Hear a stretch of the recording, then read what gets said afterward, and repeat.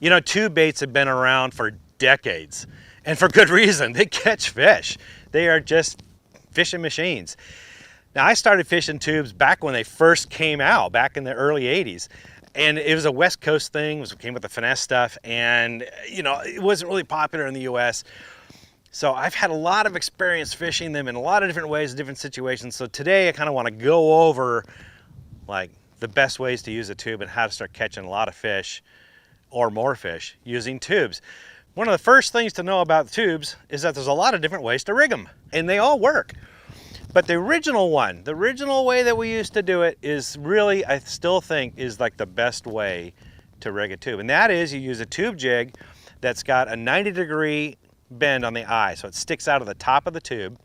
The key thing about this is you want the weight, the eye needs to be off from the front, the nose of the hook. You want it to be offset. Why it's like that is what it does is with the tie on the top and with the eye further set back behind the weight, or you know, it's in the middle of the weight. It's not it's at the nose. That's what I mean. It's the eye is not at the nose of the hook. It's a little bit back. What that does is when you cast out, it makes it spiral on a slack line. This death spiral. There's no other lure that does that, and to this day, and that is, you know, bass are, that's instinctively, they nail that bait because it looks like a dying bait fish. And that's just part of their DNA. So it triggers those bites because of that spiraling action. And that's how you get that, using that jig.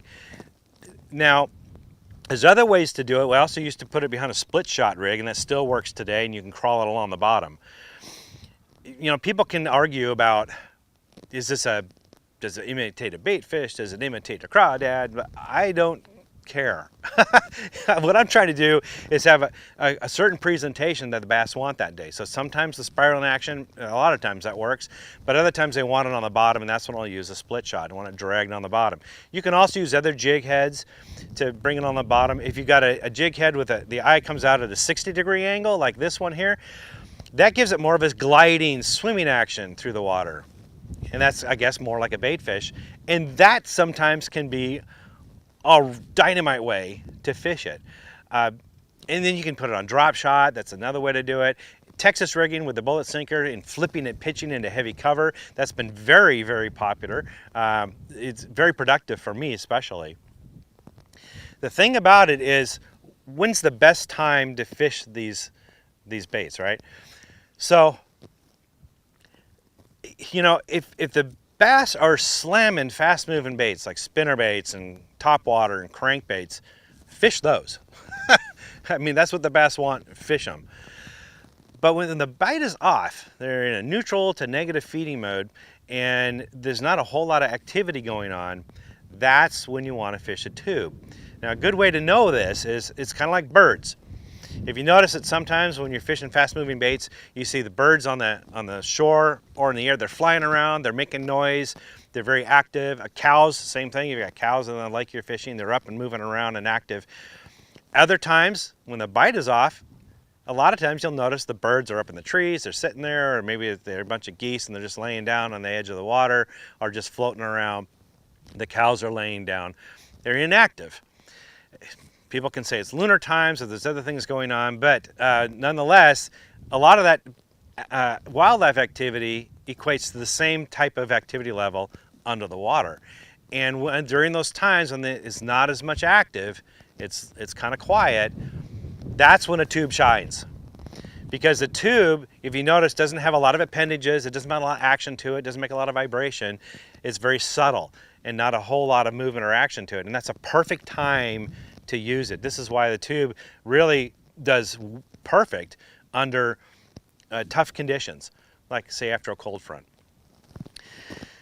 That's the perfect time to throw it. Now, where to throw it, gosh, you know, because of the many different ways you can rig it, you can virtually throw it anywhere that a lake has to offer.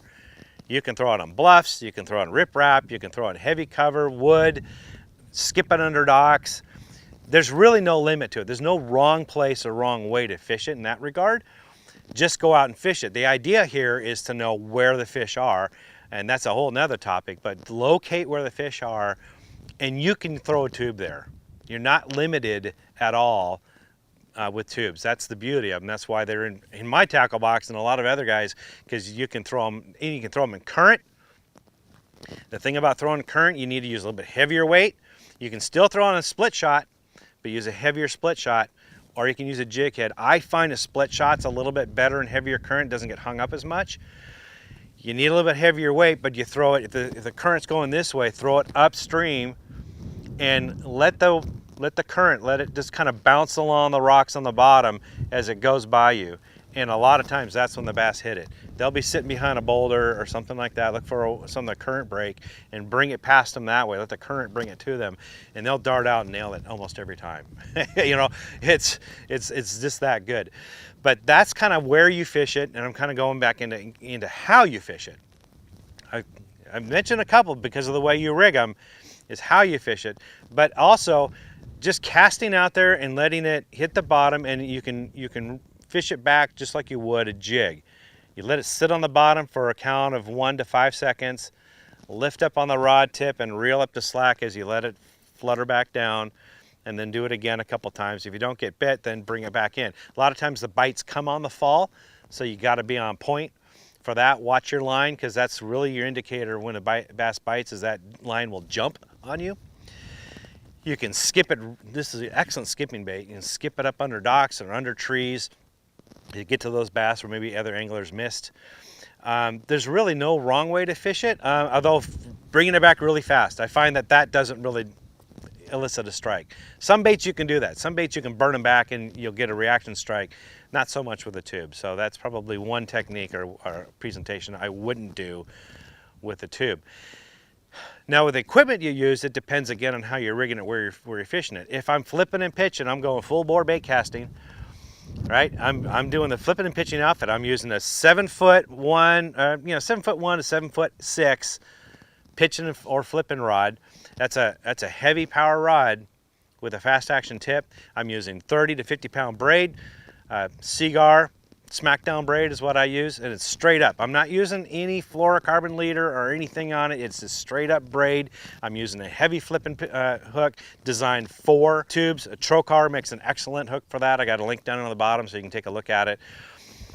I rigged that Texas with a bullet sinker, a tungsten bullet sinker on it, pegged, and I'm flipping it right into heavy cover and bushes. And Denny Brower won a classic doing that. I mean, it works. It's an effective way, especially if everybody's throwing jigs around you. Throwing a tube is something different. A lot of times you elicit a bite out of that.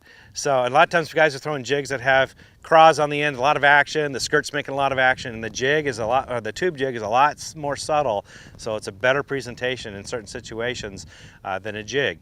So just replace your jig with a tube and fish it that same way, and you'll see what I'm talking about. Now in the open water, like I told you, when you rig it the original way, so it spirals, that death spiral I was telling you about, that actually works best on spinning gear. That real light line, I use 6-pound fluorocarbon line. I'm using Seagar Tatsu line for this reason. The Tatsu line is super limber, it's silky smooth, it casts like a dream, and the most important thing about it, because it's fluorocarbon and the makeup of that line, it doesn't impede that action, that spiral in action. Braid will impede it. Braid it's more buoyant. It also just doesn't cut through the water as easily as especially this real nice and limber fluorocarbon line.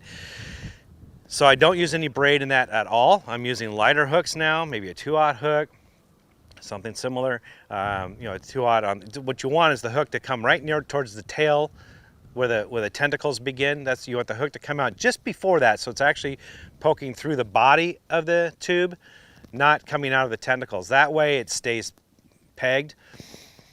Now when you're using spinning gear for this though, a lot of guys have problems with line twist. I gotta tell you guys, I've been throwing spinning gear for decades. I never have problems with line twist. Never.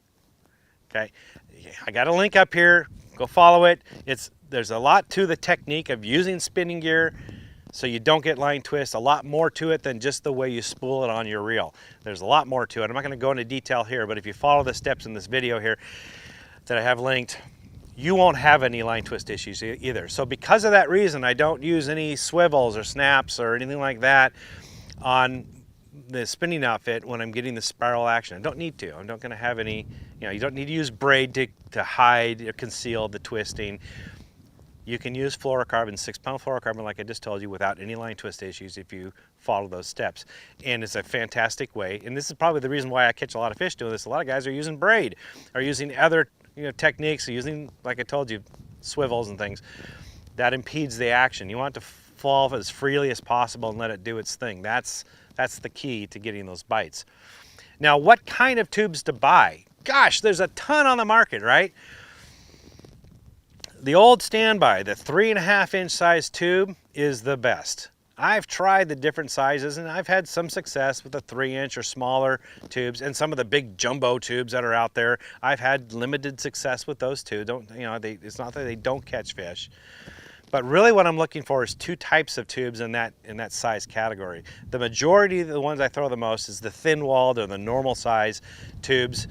I got some links down here, some tubes I recommend. I like that nice thin wall, because when a bass bites it, it just collapses and it doesn't feel like this chunk of plastic. It doesn't feel unnatural to them, so they hold on to it longer. A key tip here is to put some scent inside the tube, so when the bass bites it, they get a good burst of scent. That enables them to hold on a little bit longer, because you are throwing these oftentimes on slack line or semi-slack line, so detecting the bite's a little bit more difficult. So with a little bit of scent on it, or scent baked into the tube, enables that bass to hold on a little bit longer.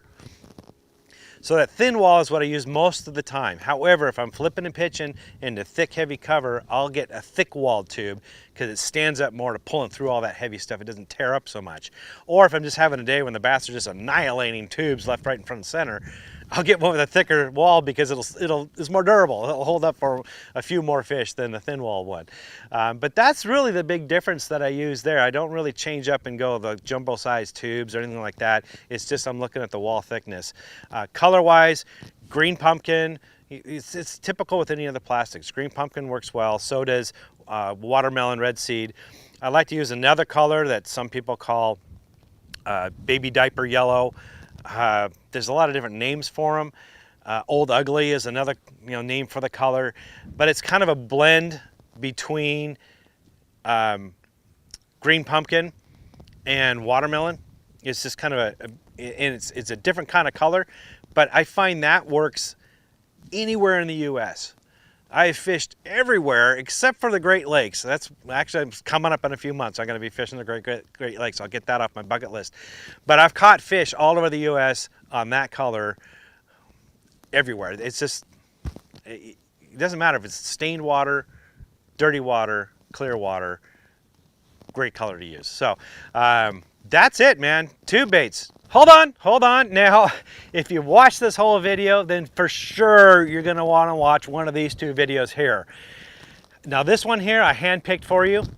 This one's the one I think you should be watching next, and this is the one that YouTube thinks you should be watching next. Either way, I'm in both, so I'll see you in a second.